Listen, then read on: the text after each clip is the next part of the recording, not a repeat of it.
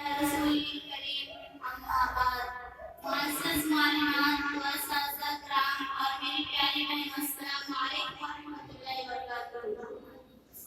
آج یوم جمہوریہ کے موقع پر اپنے مقصد ضمیر کو ادا کرنے کی کوشش کرنے جا رہی ہوں۔ آج اس وقت جو ہم جشن جمہوریہ منا رہے ہیں، یہ جشن جمہوریہ ہے۔ اگر آج ہم آزاد ملک میں جشن جمہوریہ یا جشن آزادی مناتے ہیں اور اس پر ترانہ گاتے ہیں تو یوں ہی نہیں بلکہ اس کے پیچھے ہمارے اکابرین کی قربانیاں ہیں، جس کے نتیجے میں ہمارے ملک کو آزادی ملی۔ لفظ آزادی کے سامنے آتی 15 اگست 1947 عیسوی کی یاد آ جاتی ہے۔ اکثر عوام 1947 عیسوی یا اس کے آس پاس ہونے والی ہلچل اور تحریکوں کو ہی آزادی ہند کی تحریک سمجھتے ہیں، مگر جب تاریخ آزادی ہند کا مطالعہ کریں تو معلوم ہوگا کہ 15 اگست 1947 عیسوی جس تحریک کے نتیجے میں نمودار ہوئی اور ہندوستان کو آزادی کا پروانہ ملا اور انگریزوں کی غلامی سے ملک آزاد ہوا، دراصل یہ تحریک 1857 عیسوی کی دین ہے۔ اس تحریک نے سارے میں ایسا ماحول پیدا کر دیا کہ ملک کے گوشے گوشوں سے آزادی کی آوازیں اٹھنے لگی۔ میری پیاری ہم وطن بہنوں، اگر تاریخ آزادی ہند میں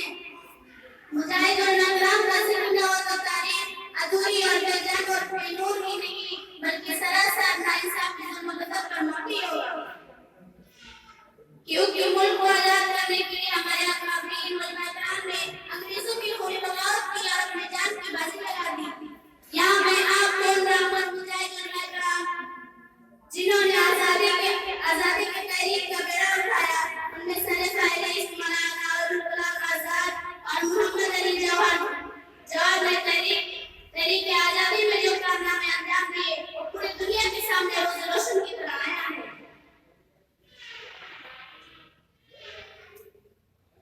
اسی طرح شہید مولانا سید کفایت علی کافی مراد آبادی جنہوں نے انگریزوں کی تمام اذیتیں مسکراتے ہوئے برداشت کی، آخرکار ہنستے ہنستے جام شہادت نوش فرمایا۔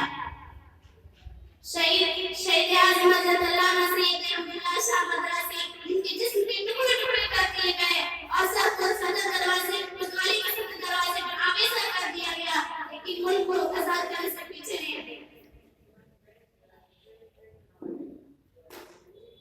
مفتی عنایت احمد